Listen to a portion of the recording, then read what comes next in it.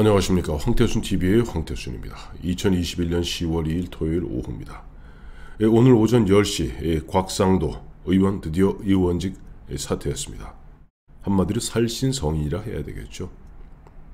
민주당 소속 의원들 여러가지 윤미향을 비롯해서 이야기 나올 때 갖다 온갖 추한 변명을 갖다 들이밀면서 그 알량한 국회의원직 지키겠다고 전전긍긍하는 모습 참 거시기했습니다만은 국민의힘 얼마 전에 윤희숙 의원이 아버지의 그 농지 문제 이 문제 갖고 문제가 되자 호련히 의원직을 사퇴했습니다. 이번에 곽상도 의원 보니까 아들 옳은 이야기는 결코 아니죠. 그러나 아마 민주당 소속 의원 같았으면 온갖 변명을 다 대면서 그 국회의원이라는 그 자리를 지키기 위해서 온갖 쇼를 했을 겁니다. 하지만 곽상도 의원 던졌습니다. 제가 처음 이 건 터졌을 때 곽상도 의원 윤미향 의원을 갖다가 흔한 얘기를 본받아라 라고 말씀드렸는데 곽상도 의원 스스로 의원직을 사퇴함으로써 국민의힘에게 자칫 국민의힘 상대방이 공격하기 쉬운 그런 곽상도 원래 너희 당 소속 아니었느냐 이재명 씨가 툭 하면 국민의힘 게이트다 라고 이야기하고 있지 않습니까? 이런 부분에서 적들이 씌울 수 있는 그 모략의 올감이 원천적으로 차단했습니다. 정말 살신성인이라고 저는 곽상도 의원의 그 결단에 쉬운 거 아니거든요. 사실은 정말 보면 어떻게 보면 감사의 뜻과 함께 참 곽상도 의원의 그렇게 어떻게 보면은 명쾌한 자기 정리의 경의를 표하는 바입니다. 그런 가운데 오늘이 10월 2일이니까 이제 얼마 안 남았네요. 10월 8일이면 국민의힘 현재 8명 후보가 4명으로 압축될 겁니다.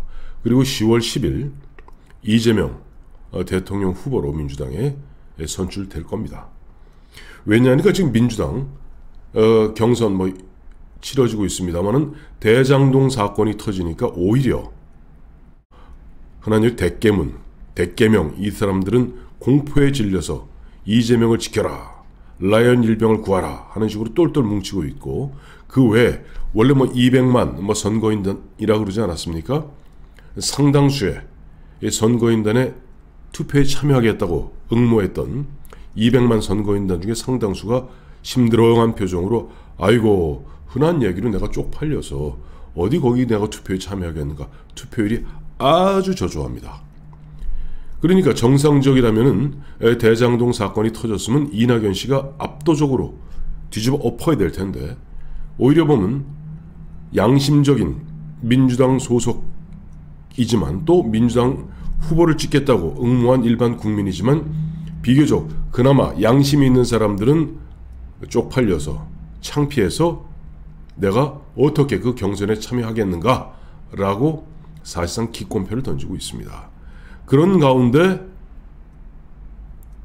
대깨문들은 악착같이 야 이번에 우리가 이재명 못 지키면 이재명 감옥 가고 이재명만 감옥 가냐 이화영도 감옥 가고 이화영만 감옥 가냐 줄줄이 감옥 가고 공포에 질려 있는 겁니다. 지난 4년 몇 개월 동안 문재인 정부에서 마구잡이를 해먹었던 아니 그 대장동만 있었나요?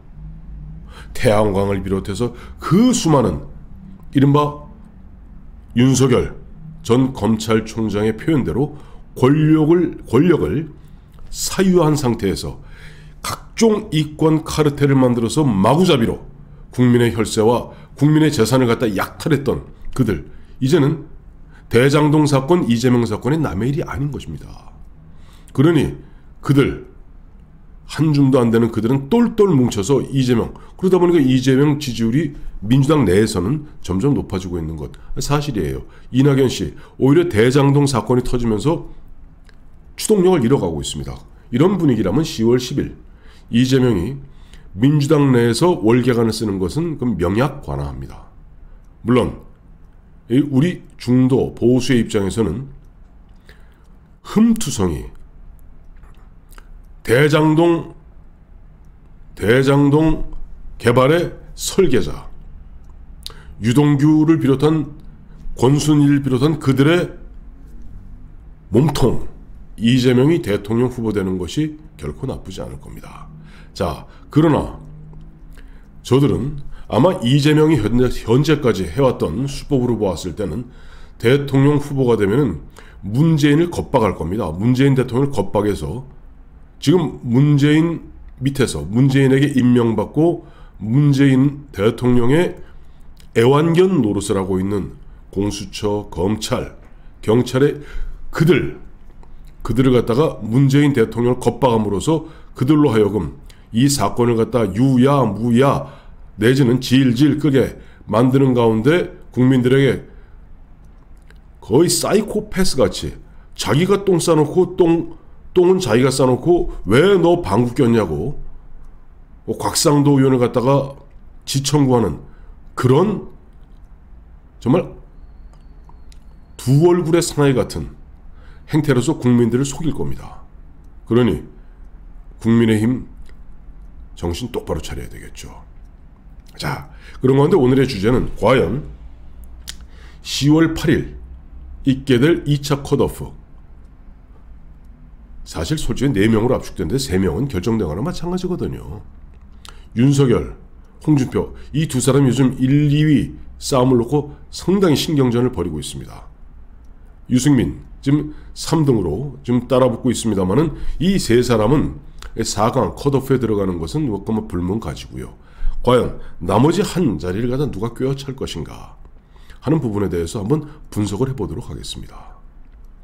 어제 혹시 MBN에서 했었던 5차 TV 토론회를 보셨는지 모르겠습니다. 느낌이 일단 보니까 제 느낌입니다. 홍준표 후보는 최근의 여론조사에서 윤석열을 좀 앞서 나가고 있는 그런 분위기다 보니까 물론 상당 부분 역선택이 포함되어 있다고 저는 보고 있습니다만은 뭐랄까 부자 몸조심한다고나 할까요? 홍준표 후보 같은 경우는 조금 느긋하게 그러면서 부자 몸조심하면서 결코 홍준표답지 않게 좀 점잖을 떠는 그런 모습을 보게 됩니다. 윤석열 후보, 그동안 부동의 1위를 차지했던 윤석열 후보가 이제는 이재명과 가상 대결에서의 그 표차도 홍준표에 약간 밀리는 그런 느낌이 있거든요. 그러다 보니까 지금 윤석열 후보 같은 경우 어제 굉장히 공격적으로 나오더라고요. 이 또한 윤석열답지 않습니다. 윤석열이 싸워야 될 대상은 거악 문재인 정권 그리고 문재인 정권 하에서 마구잡이로 해먹었던 대장동, 이재명, 유동규, 김만배, 남욱 뭐 등등등등등등등 이런 사람들 이 거악과 싸워야지. 지금 어제 같은 경우만 보더라도 홍준표 후보의 뭐 과거 말실수 같은 것을 갖다 끄집어내서 자잘한 신경전을 벌이는데 윤석열답지 않습니다. 10월 6일이죠. 수요일 10월 5일이군요. 다음 주 화요일 날 KBS에서 마지막 6차 TV 토론회 있는데 그때는 조금 윤석열이 윤석열다운 모습을 보여주기 바랍니다. 유승민 후보 같은 경우도 일단 4강은 들어갔다 생각하는 탓인지 굉장히 여유롭게 어제 TV 토론을 진행하는 모습을 보았습니다. 자, 오늘의 주제죠. 그렇다면 4강의 마지막 자리를 누가 차지할 것인가? 최재형, 안상수, 황교안, 하태경, 원희룡 5명이 있습니다. 이 5명 만약에 예전에 뭐 당대표 뽑듯이 뭐 1인 대의원들이 1인 2표제를 행사한다면은 흔한 일 런닝메이트로 윤석열은 누구랑 손잡고 홍준표는 누구랑 손잡고 유승민은 누구랑 손잡고 가능하겠습니다만 1인 1표제지 않습니까? 그러다 보니까 윤석열, 홍준표, 유승민 세 사람이 확 표를 쓸어 가는 가운데 어쨌든 그나마 나머지 부분 갖고 나머지 5명이 다툴 겁니다. 근데 이걸 갖다가 결정함에 있어서 사실은 이 선거인단 또 이 당원 대의원들도 몇 가지 고려해야 될 점이 있다고 봐요. 당장 보면 10월 6일, 10월 7일 10월 6일은 모바일 투표가 있고 10월 7일은 ARS 투표가 있고 또 10월 6일, 10월 7일 양일 동안 여론조사하게 됩니다. 그래서 당심 30에 여론조사 70으로 4강으로 컷오프하게 되죠. 자, 여기에서 두 가지를 보셔야 됩니다. 첫째는 이른바 대통령 적합도와 경쟁력 두 가지를 동시에 보셔야 됩니다. 흔히 누가 대통령 후보로서 적합한가? 이건 뭐냐 하니까 이 사람이 대통령 되었을 때 과연 국정 운영을 잘할 것인가? 그만한 능력과 그만한 경륜과 그만한 자기 나름의 정치 철학과 또 그와 같은 정치 철학을 밀고 나갈 뚝심이 있는가 하는 것을 봐주는 적합도를 갖다가 한번 살펴봐 주기 바랍니다. 또 하나는 경쟁력입니다. 어차피 이 4명은 10월 10일 날 민주당 후보로 선출될 이재명과 싸울 겁니다. 그래서 머릿속에는 이재명과 싸웠을 때 누가 더 승산이 있겠는가 하는 부분을 갖다 염두에 둔 상태에서 또 어차피 국민의힘 이 4명은 이제 10월 8일에 결정되면 10월 8일부터 11월 5일 후보 결정 때까지 10차례에 걸쳐서 이른바 1대1 맞짱 토론도 벌이고 또 합동 토론도 벌입니다. 지역별로 순회하죠. 자, 이것을 놓고 이제 제가 한 사람 한 사람 꼽아보겠습니다.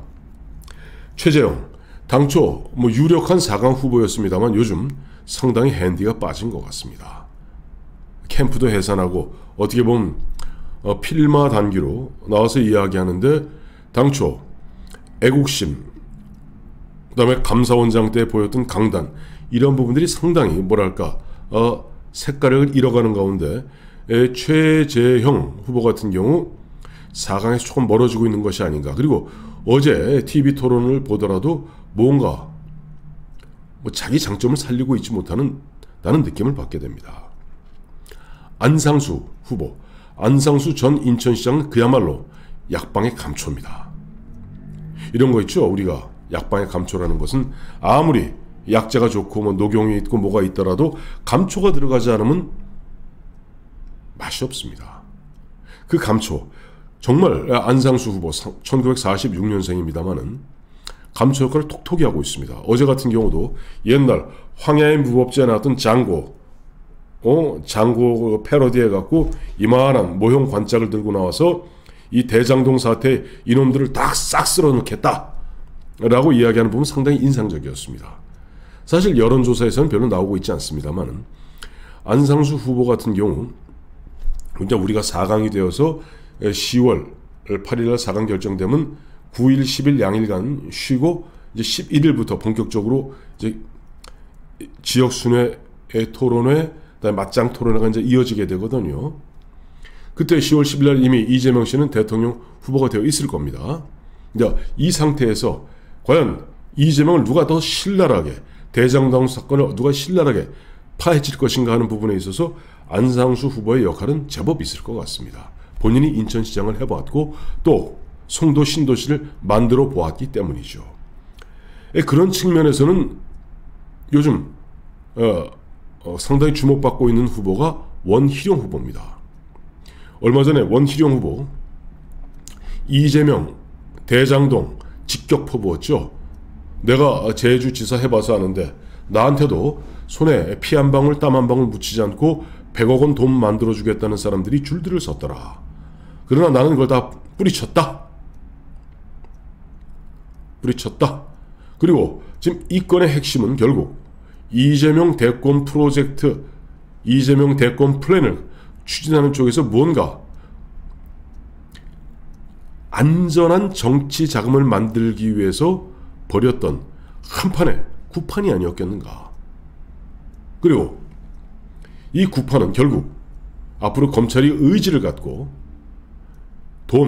결국 돈을 따라가다 보면 정체가 드러날 것이다.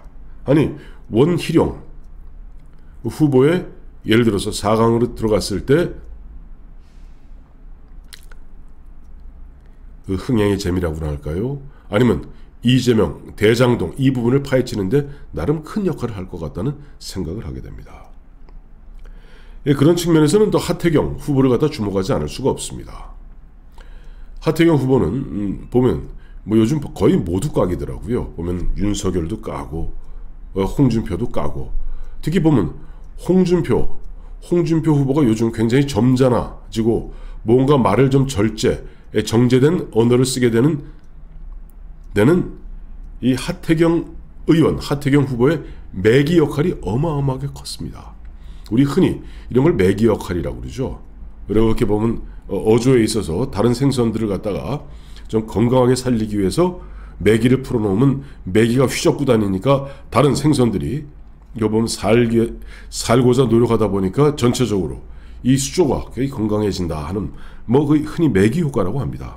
또 미국에서는 그건 상어 효과라고도 해요. 우리의 매기하고 달리 예전에 영국에서는 청어를 갖다가 이렇게 북대서양에서 잡아서 수조에 넣고 올 때 작은 새끼 상어를 한 마리 넣으면 상어가 열심히 잡아먹으니까 청어들이 살라고 몸부림치다 보니 청어가 건강해지고 그야말로 활어 상태로서 영국까지 오게 되더라 하는 이야기죠.